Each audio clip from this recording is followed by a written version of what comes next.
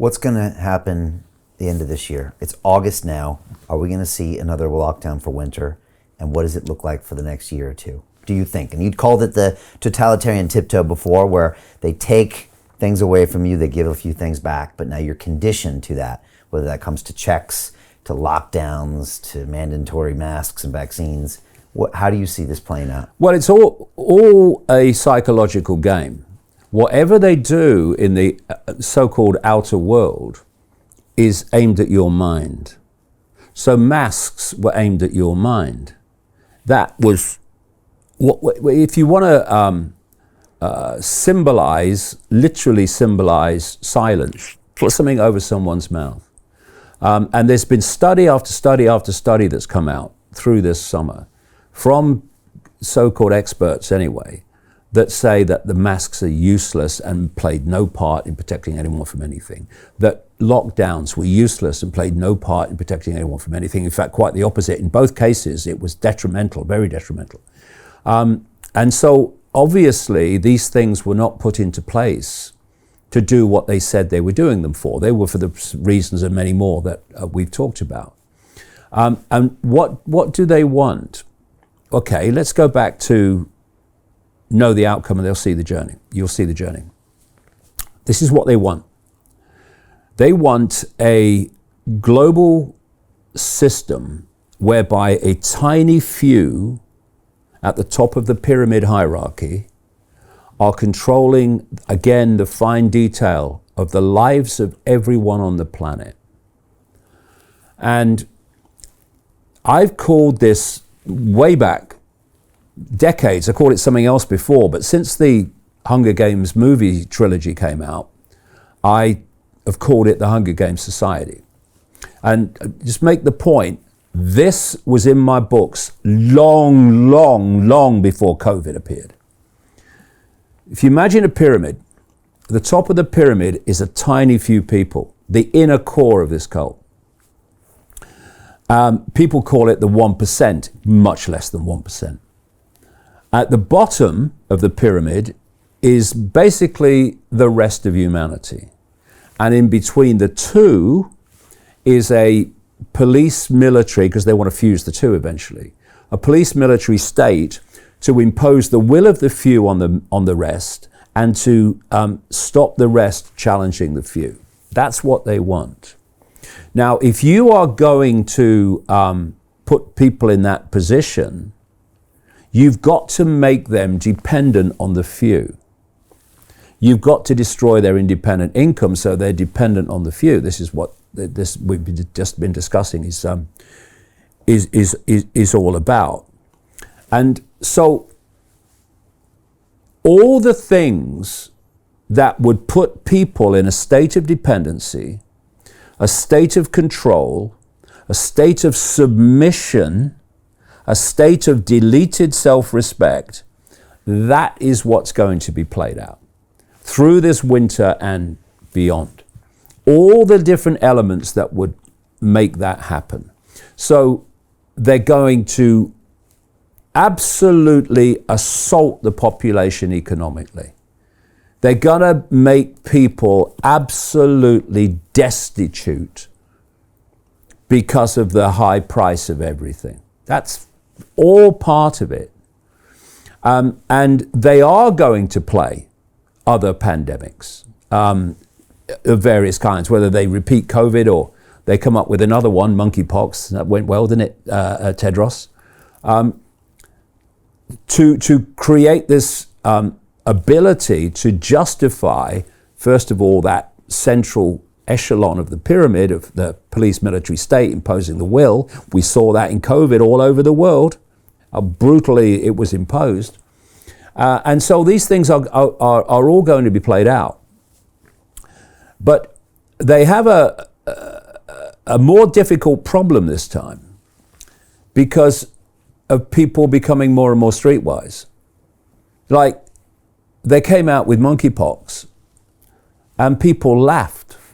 It was memed into ridicule. They were even trying to say, oh, we've got to change the name of monkeypox. Yeah, because it's a memer's dream, mate, isn't it, right? So we've got to change the name, make it sound scary. And so all these things will continue, but they're playing a different game now in the sense that more and more people can see what they're doing. So it's going to be more and more difficult. I hope it's going to be more and more difficult. And this is where we come back to this. Lots of people have moved into this middle echelon of people who can see it, right? But so far, fear of not acquiescing has made them, acquiesce to it. If more and more people in that group moved into this group, I can see it and I'm not doing it, I'm not cooperating with it, and I think that is happening, I know it's happening, then it's more and more difficult this time than it's ever been. Because the spring of 2020, how many people were pushing back? People were like, there's a deadly virus, everyone's saying so. Yes, everyone's saying so, because it's coming from the same source, mate. And so they went meekly under lockdown because they thought that was the way to protect themselves from this deadly virus that wasn't. But that's not where we are now. There is a very, very much greater number of people who've got it. They've got it. You can see it in the comments, like I said, on the stories. I've got it. The way they're reacting. Oh, they're new vaccine. Oh, yeah, I can see what's going on. Yeah, they got it. So they're playing a different game now. And it's going to be much more difficult for them to sell it. Well, it's in the sense of vast numbers of people, it's going to be impossible for them to sell it. The question is, how many people who can see it, because they're not buying it, how many will move into this group of people and say, we're not cooperating? That will decide where we go from here. And, people must understand this, Brian. They are cooperating with total and utter evil. It's one of the most difficult things to get across over the decades has been the level of evil we're dealing with, because people don't normally in their everyday lives interact with that level of evil. So it's very difficult for them to comprehend it. And you hear people say, they'd never do that. Oh, not only would they do it, they'll get off on it, mate. The more suffering, the more they get off on it. This is what we're dealing with. These people have no empathy, no compassion.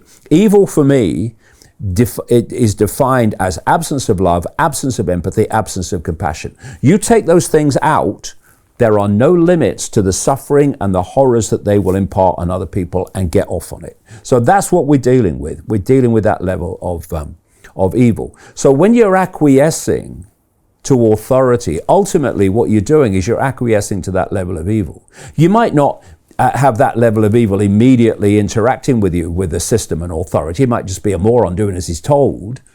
But ultimately where it's coming from is sheer undiluted evil.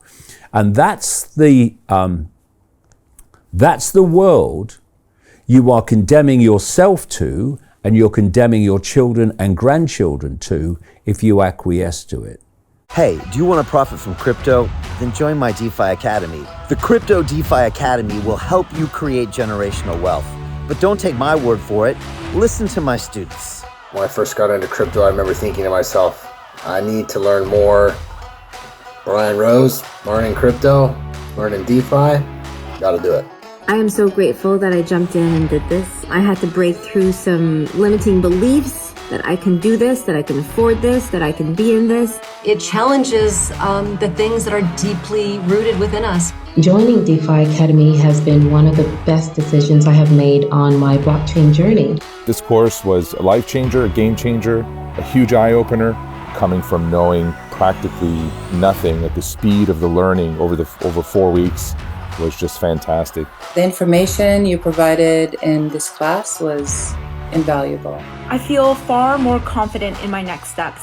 You took complex concepts and made them easier to understand. What's different than so many other ones is it just doesn't tell you what to do. It actually makes you do it. This is for people who are serious about becoming traders. This is the way it should be done. I realized from this learning experience again that it is not about what you learn, but about who you learn it from. The energy was insane. I've never experienced such incredible energy on a live call. Brian Rose, you are a legend, my friend. It's the only thing in the market where you can get all information and learn everything what you need to know. Everything is so clear and so well done, and I am just forever grateful for this program. It made me feel so much more confident about crypto than I did before. I did not anticipate how passionate I was going to become about it. It's also been like a big learning experience for me, not just in the crypto space, but just an overall balance of life. What I've learned is, how to take ownership, of my life in a way that I really hadn't before. Yeah, you can't put a price on that, really. I would recommend it to anybody, top notch. Excellence does not come cheap. So if you want excellence, you got to pay for it, but it's so worth it. Pull the trigger. That's what this course is about. You're not going to regret it, really. It's amazing. Thank you, Brian and team. So what are you waiting for? Crypto is happening now. Click the link below, submit your application, and let me mentor you on how to create generational wealth and build the decentralized financial infrastructure of the future.